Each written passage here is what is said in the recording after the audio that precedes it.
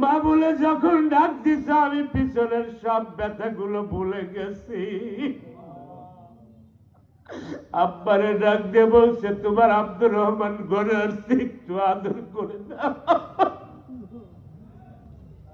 ওই মার জন্য একটু চোখের পানি পালায়া দোয়া করেন, আল্লাহ তোমার এই বান্দারা, তোমার বান্দিদের মা আব্বা অন্ধকার কবরে, আম বাগানে, কাঁঠাল বাগানে, বাঁশ বাগানে, সোন খোলায়, গরুস্থানে, বাড়ির আশেপাশে ঘুমায় আছে। ও বাজার, আব্বা বার বুকের উপরে মনকে মন মাটি চাপা পড়ে গেছে।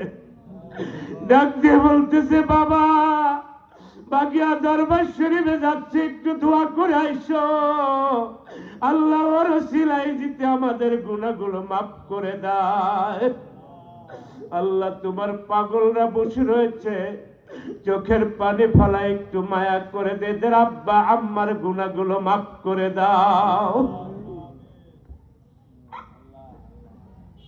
আল্লাহ আমাদের দাদা দাদি নানা নানি আত্মীয় স্বজনদের গুনাহগুলো মাফ করে দাও।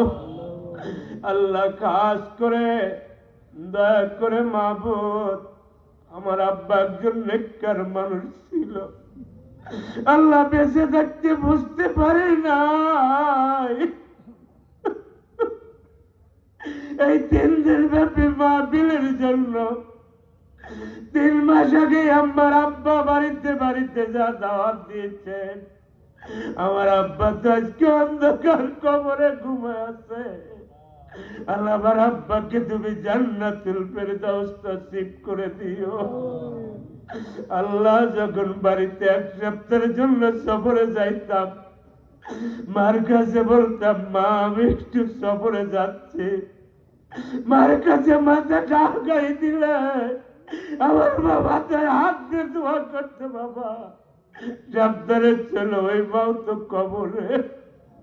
আল্লাহ আমার মা আব্বার মাফ করে দাও।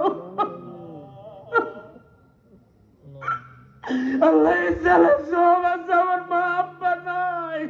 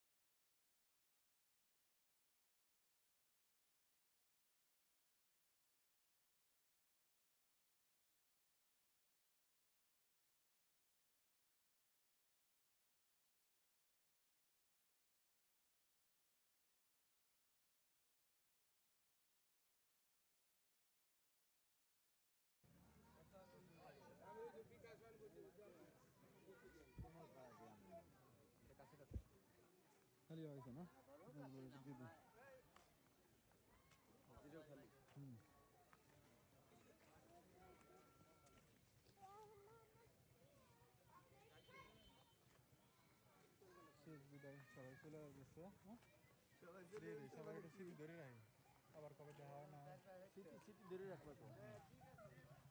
কোন ভাই? হ্যাঁ ভাই না, ভিডিও করতে পরে ডক ডক করে ও সাইড দেবে না।